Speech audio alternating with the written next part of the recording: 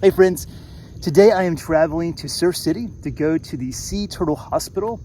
This is a really special place for a lot of us, and so I invite you to come with me, and I also invite you to hear this word of the Lord from Ezekiel chapter 36.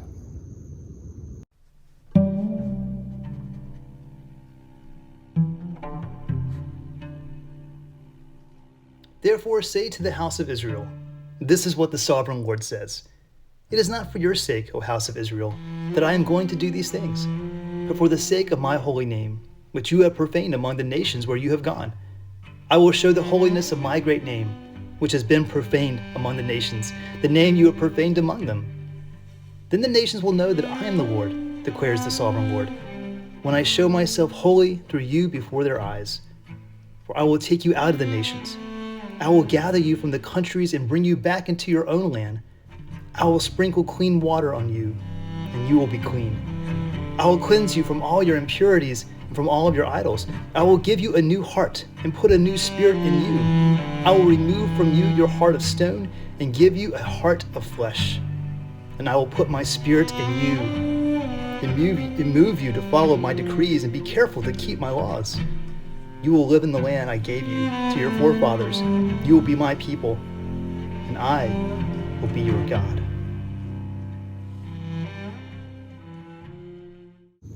It was a couple years ago that here in this canal, in the Myrtle Grove community, there was a sea turtle that washed ashore. Someone was walking along the canal here, and a sea turtle came to shore, and he was badly injured. He had been hit by a propeller on a boat, and he had these deep gashes in his carapace, which is his back, his shell, and he had 2 punctured lungs, he had broken ribs. He was really bad off, and he was really close to dying. But the person who saw him decided to call the animal hospital over at Surf City, and one of the doctors from down there came by, and you can see how they wrapped this turtle up to take it to the hospital, and it was a pretty extraordinary venture. I mean, they had to really work hard to get this sea turtle there. And those of us who saw these pictures on Facebook, we were like, that turtle is not going to survive. You don't recover from that. It's all this effort, is all this time, is all this energy, all these resources. Is it worth it to save this one sea turtle? Yeah, I always feel a little sense of satisfaction when I take a drink from one of those water bottles that says they've been recycled from recycled plastic. Maybe you do too.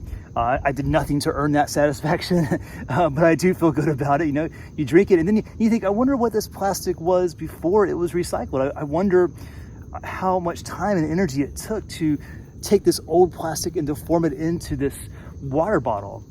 But today, the 30% of the world's trash, or the America's trash rather, goes into not a landfill, but an incinerator. They pile it up and then they send it down this kind of conveyor belt of trash, and then it ends up in this incinerator and it burns everything. It's actually better for the environment. It is a lot easier just to throw away trash. If you know it's going to go into an incinerator and it won't exist anymore, it's a little bit easier to do that. You may be familiar with this if you've ever seen the movie Toy Story 3. At the end of the movie, spoiler alert, they somehow, their owner, Andy, he's now going to college, he's grown up, and he doesn't really need them anymore. He doesn't play with toys anymore. So somehow they got in the trash, and they're about to go into this incinerator, and they're kind of going down the conveyor belt of trash, and there's nothing they could do. It's over for them.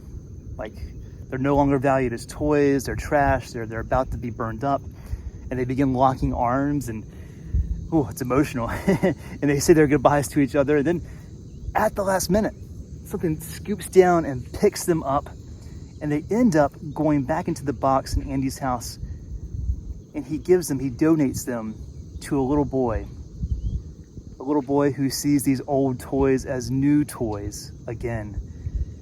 And boy, if you don't cry when you watch that, you're a robot, because that is just such a powerful scene.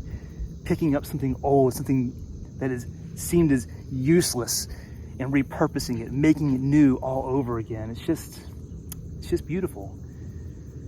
The book of Ezekiel is a really bleak book. And it is really bleak. It is a hard read. It just is. But in chapter 36, it really kind of, climaxes into this wayward generation of people who have defiled God's name. They worship other gods. They haven't obeyed the law. God says over and over again, "You defiled my name," and it looks bad. God says that they have hearts of stone. What he's saying there is, it's an old Egyptian reference when really powerful people died in Egypt. They would mummify them. They would take their heart and they would weigh it on a literal scale against a feather. And if that heart weighed more than the feather, it meant that heart was weighed down by sin and mistakes. And that person would never go to the afterlife. But if it was lighter than the feather, it wasn't weighed down by sin. And so they would go to the afterlife. And God is using that same kind of imagery there. He's saying this heart is not just a heart of flesh, it's a heart of stone. It's really heavy. It is weighed down by a lot. He's saying you're full of sin. And it's at this point where you fully expect God to say, "I'm tossing you aside. You are trash now. You have made your mistakes. There's no point in saving you. It would take too much work to save you." That was what God did. We remember the story of Noah's Ark, where God, killed off an entire population of people. We remember when the Israelites were in the wilderness, God had delivered them from slavery and the Red Sea, and they had every reason in the world to rejoice, but they lost their way. And he said, "You generation, I'm no longer investing in you. You are done. You are old. I'm investing in the new generation." God has done that before. And if you're reading Ezekiel, you fully expect God to do that again, these hearts of stone. And what is God doing here? It's not unreasonable for us to feel a little bit like that too. Maybe like that wayward generation, maybe like that sea turtle that washed ashore right here. Sometimes we just feel like we don't have much value anymore.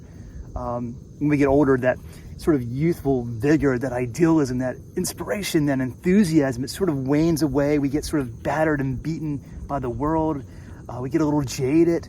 And in a world that really values new things, when you get old, when you feel old, and some of us are young and we feel psychologically and emotionally old, you wonder, do I have any value in the world? What can I do? Ezekiel does mark a turning point in the Old Testament. God changes what God does. This is really exciting.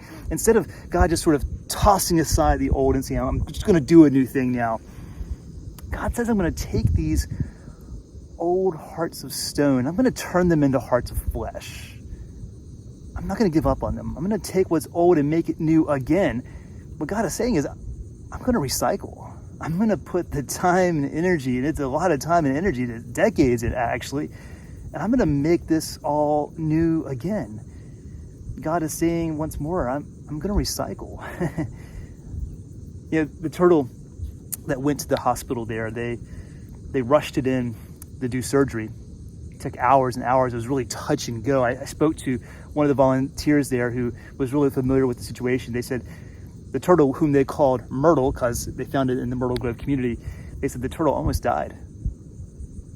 But they said they were able to fix the lungs, the broken ribs healed.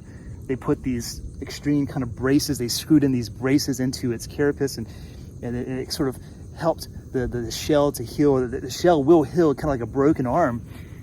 And eventually in time, and it took 2 years, after a lot of healing and a lot of physical therapy, after a lot of time in their pools, that turtle was healed. And just a couple weeks ago, they released that turtle back into the ocean on Topsail Island. It's a really remarkable story. It's also a beautiful image of what God does with all of us.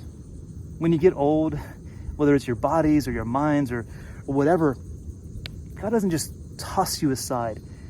There's this part in our doctrine, this fancy word called regeneration. It's what God does with us. God is constantly doing something new within us. God is always regenerating us.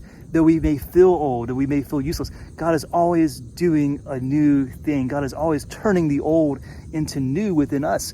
Oftentimes we're just resistant. We don't want to see it. We don't see it. But God is always doing a new thing within us. That's regeneration. God is taking the old, the bruised, the battered, the tired, the sinful, the broken. And God, instead of throwing it away, which would be a lot easier, God takes the time. God takes the energy, the resources. God invests in old and broken and sinful things, and he renews them, gives them new life, gives them new birth.